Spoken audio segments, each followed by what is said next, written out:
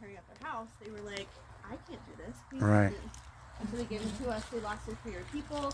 So they are what we call habituated, which means they look to people for food. So obviously if we were to release these cats, they would go walking right up to people because they are not scared of people. Yeah. So that's them. So it's safe to say they're domesticated, right? They're not domesticated. No, Oh. see, they live outside in an enclosure. Okay. They would not do well inside. Okay. You know, they like to climb. They do like to be destructive. Okay. So they would tear things up inside. You'll see they've got lots of rocks, lots of like branches and stuff to crawl on and Right. sharpen their claws on, things like that. They do act somewhat like house cats. They're very shy towards new people. They do know us, and they do have, you know, volunteers that they like more, that they dislike more. And they do get growly, they get swatty. So we have lots of safety precautions for when we go in there with them, just to make sure that we don't get in. Coyote urine, so they don't visit as frequently. Yeah. So we do have wild, you know, animals. Obviously, our center backs up to the mountain. We don't typically see them, so we are only here. We're here pretty late, actually. Come on, man, I'm gonna get you. Happy glove. Actually, nice too. Oh. The birds are hard because they have to have equipment on to be out there. And Right, and try to, yeah, that makes sense. Yeah, he's pretty good. A lot of them are pretty good just staying on the gloves. So since he can't see very well, and he's been with us for a very long time, why do you look like you're about to jump in my face? He's an ambassador, right? He is. This is Taffy. Right. Yeah. So I think I met him. Probably. Yeah. Yeah. He doesn't really leave the center much, but he can't. With these animals. Yeah, thank you. Yeah, so this is a barred owl. So he's the most common species of owl here in Georgia. These are the ones a lot of people have in their backyard. So you hear them calling to each other a lot of times. And they're pretty loud. They are, yeah. They sound They like are loud. cooks for you. A lot of times it's like a hoo hoo hoo hoo. They can also make some other noise. A lot louder than that. I know. Did you hear that?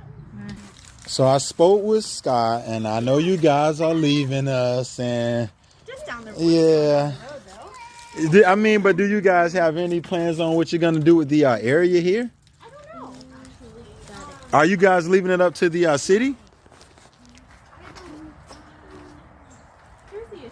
I just come here and care for animals. Right. I don't deal with that part of it. Scott would lean it onto a roof, and she ended up cracking the top part of her beak. We wrapped it to try to get it to heal, and it ended up completely breaking off. Oh no. So they use that top part of their beak like a steak knife because Right. they are hunting animals that they cannot swallow whole, right? So they've got to be able to cut it or tear it into pieces to Right. swallow it. That's right. So for a while we had to cut her food up for her. Now she has figured out a way to maneuver it to where she can kind of use her beak, mostly use her feet to tear it into pieces. Hey, be nice. Beakers. But she's definitely not ready for the wild, correct? She won't be able to be released because we can't get her beak to grow back straight. So because of the way it was broken, when it grows back out, it grows kind of around in a circle. So it doesn't grow straight like it's supposed to. It kind of curves back around. Right. So we have to keep it filed regularly. Oh. And she wouldn't be able to do that in the wild. And if it overgrew, she eventually wouldn't be able to eat. Oh no. So she's going to have to stay here. So she can fly. You'll see her fly all around. It's just that beak injury. Beakers. She's naming the Coco. And that's Coco. So Coco came to us. He's been with us for like 15 years, a very long time. He actually was attacked by a group of crows. So in the wild, crows and hawks are natural enemies. So somebody saw this happening. They saw a big group of crows beating up Coco, and then they brought him to us. So the damage that the crows did is they pulled out all of his long flight feathers, the big long primary flight feathers, in one of his wings. And because the follicle was damaged, those feathers will never grow back. So as he flies around, you'll see he is very crooked. He doesn't get a lot of air under that one wing, which is his right wing. And so he is not able to soar and hunt in the wild.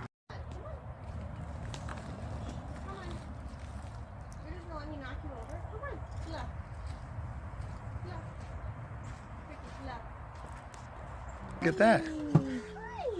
Look at that. She's mad. She might also fly back to her house. This is Cricket. She's an eastern screech owl. So hi. You're disturbing the peace. I know. She was napping. So That she is the sucks. smallest species of owl that's native here in Georgia. And she's so cute. So She's tiny. cute. She's You fully see her? grown. She doesn't get any bigger. Oh. Good girl. I should have brought the scale out here and just weighed you while I was out here. Oh, she's about to fly back. She might, yeah. Hi.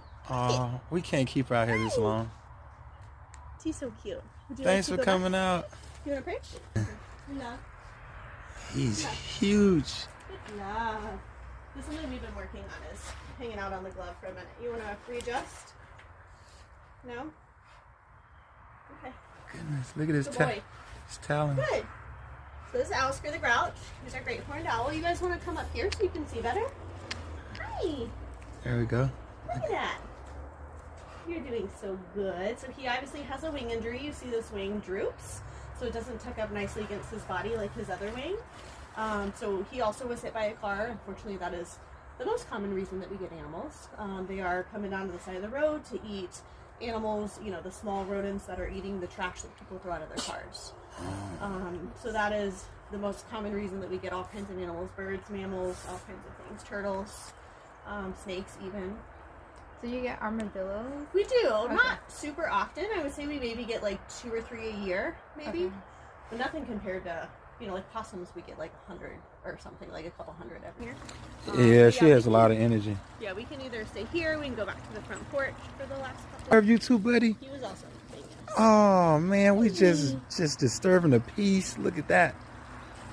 All right, what you gonna do a selfie? All right, well your mom gonna get one anyway. He sort of looks up, it's kind of weird. We'll just turn him sideways. That's a lot better. At least we got a smile out of you instead of making those funny faces. Look at that. You want to rub him? Oh no, leave him alone. He might bite. Yeah, probably not. Yeah, because he has You wanna claws. walk Yeah, around he a has little? claws. You can walk around Look some. at you. So because of how special needs he is, he actually doesn't need the harness. Oh, okay. He doesn't really go far. Okay. Look at that, the groundhog. He like, this is not my type of weather. He doesn't really come outside much. Oh, look at that. His little tail. I love his little ears and his little tail. They're so interesting to me because they're so different looking from all the other animals. And so what type of snakes you have? So the typical snakes that we see a lot of black rat snakes. Okay. We see corn snakes, we see black racers. We got a copperhead that we have that's not native here. So this is Andrew. He's our ball python.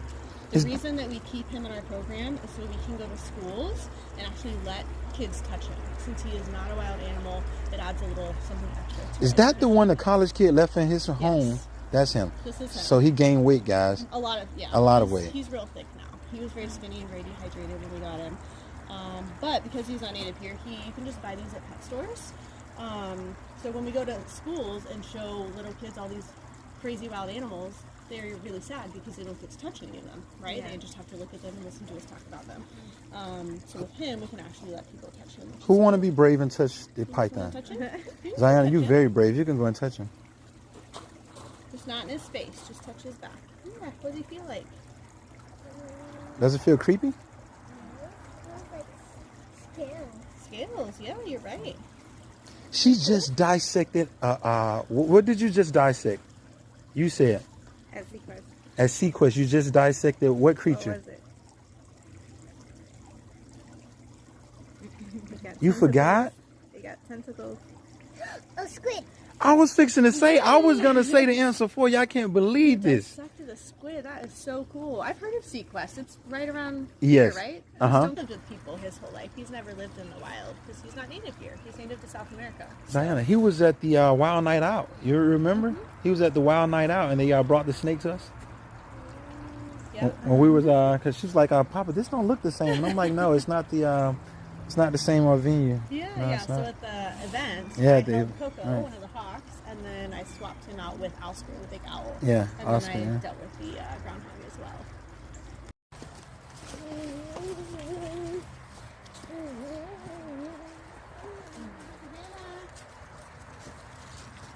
She's got some bad teeth, so she gets some medicine for that.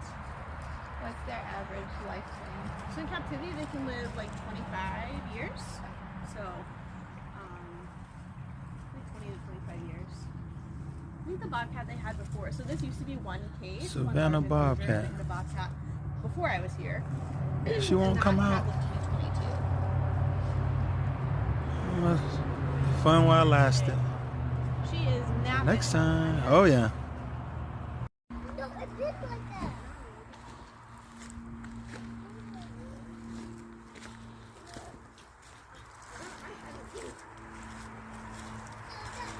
You. doing it too. I got all those fish.